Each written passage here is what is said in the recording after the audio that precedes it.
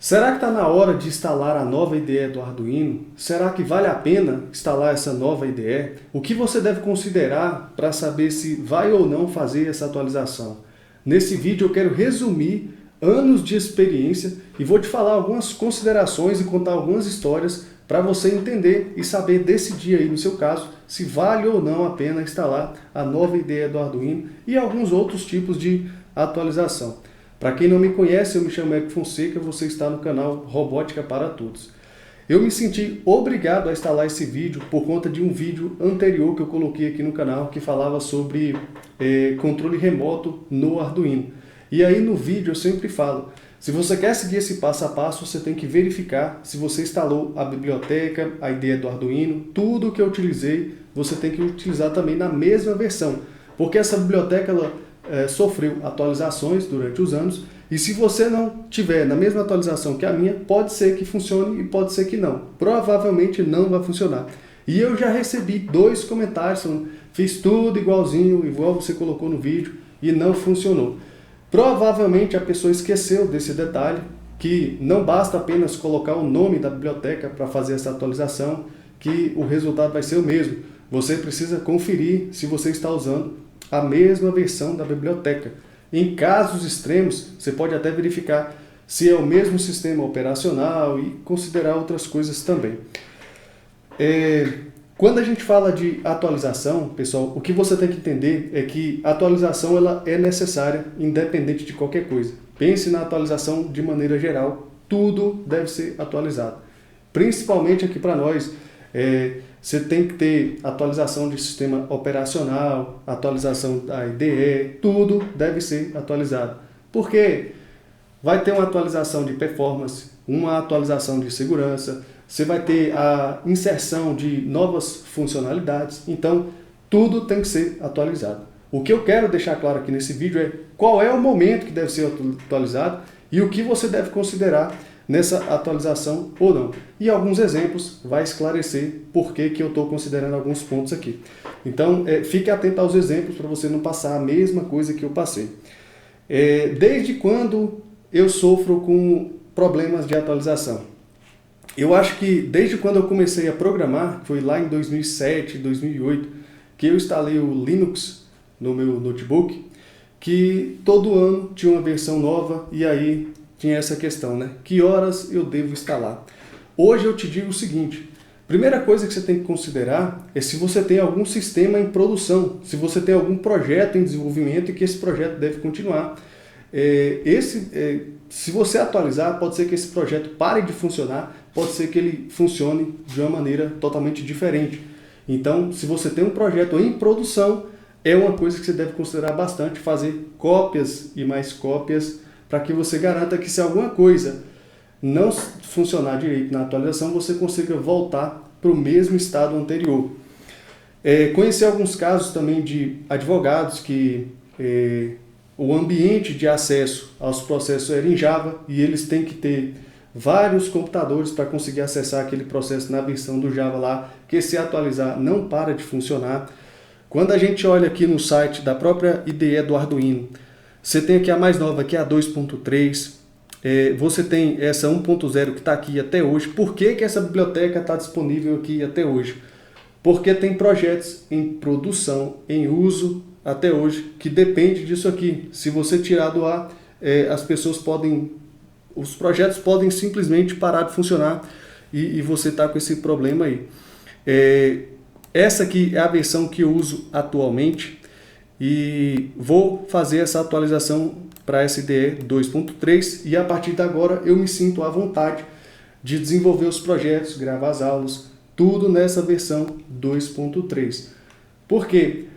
Agora eu já encerrei os projetos que eu estava fazendo esse ano, então não tem problema nenhum eu atualizar. Se estragar alguma coisa que ficou para trás, não tem problema. Não tem nenhum cliente, não tem nenhum projeto em desenvolvimento que vá sofrer com essa atualização, então eu posso fazer isso. Eu não gosto de instalar uma atualização logo no momento que sai. Eu não vejo necessidade de fazer isso, a não ser que seja, sei lá, um sistema operacional com problema de segurança. Eu não vejo necessidade. Mas a gente tem que ter em mente que as atualizações elas devem acontecer. Você não precisa ficar se apegando a uma IDE, a um sistema, a um aplicativo, porque esses têm validade. Então, qual é o melhor? Hoje eu posso falar qual é o melhor aplicativo, qual é a melhor IDE, qual é a melhor para cada caso, mas entenda que isso não é uma decisão para a vida inteira. Essas atualizações precisam acontecer, você só precisa saber qual é o melhor momento. Exemplos aqui que eu anotei para vocês. Ó. Teve uma época que eu pensei em desenvolver lá aplicativos para Android, e na época era feito em Java. Comecei a estudar, já estava, sei lá, há uns 2 meses estudando, mudou ao invés do desenvolvimento do aplicativo ser feito em Java, o padrão passou a ser Android Studio. Aí já precisava de um computador melhor, enfim, nessa época eu acabei desistindo e alguns anos depois o desenvolvimento de aplicativo começou a ser por uma página web, bem mais fácil, e aí é um caso onde você vê vantagens nessas atualizações. Se você é professor, eu vou te contar um caso aqui que aconteceu comigo que pode servir de experiência para vocês, né? Tem muita gente aqui no YouTube que ensina as coisas e não com base em fatos ali, não com base em experiência. É simplesmente uma opinião porque ela acha que é assim que vai funcionar. Mas eu tive turmas de robótica onde o ambiente de desenvolvimento era o celular do aluno. E o aplicativo que a gente utilizava era o Android Studio. Funcionou bem por mais de 1 ano nessas turmas, consegui desenvolver, no meu ponto de vista, tive os objetivos alcançados, né, com essas aulas, mas quando passou para o Arduino Studio, que é o mais novo, aí as coisas já não funcionaram tão bem, praticamente deu tudo errado quando a gente ia desenvolver alguma coisa no Arduino Studio. E o que aconteceu? O Arduino Droid era um aplicativo extremamente fácil, consumia pouco espaço do aplicativo, e era intuitivo, muito intuitivo, você ia lá e desenvolvia as coisas, conseguia instalar a biblioteca, rodar o programa, beleza. Tinha, às vezes, uma dificuldade entre um aparelho e outro, mas, no geral, funcionava.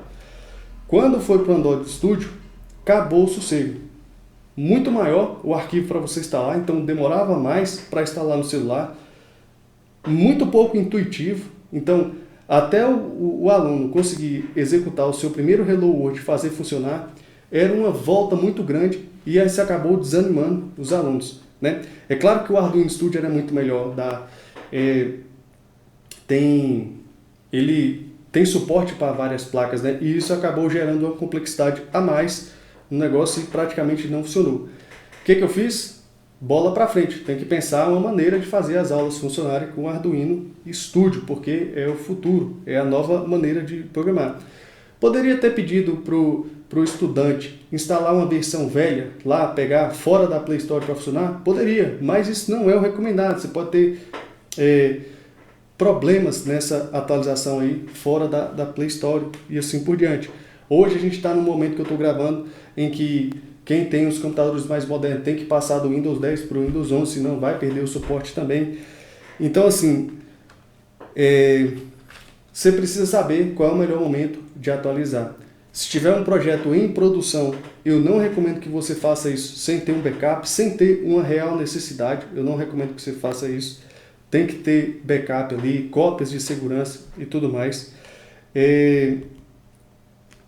Se você está estudando, não tem nenhum projeto em produção, então tanto faz, pode atualizar à vontade. Essa versão 2.3 você já usou? Eu até o momento nunca usei, nunca instalei e nunca senti falta disso aqui. Eu não tenho pressa, sai um negócio, eu tenho pressa para ver? Não, eu não tenho essa pressa.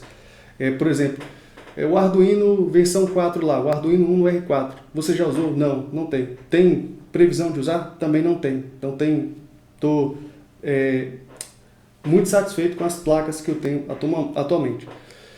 Coisas que eu venho sofrendo bastante com essa questão de atualização.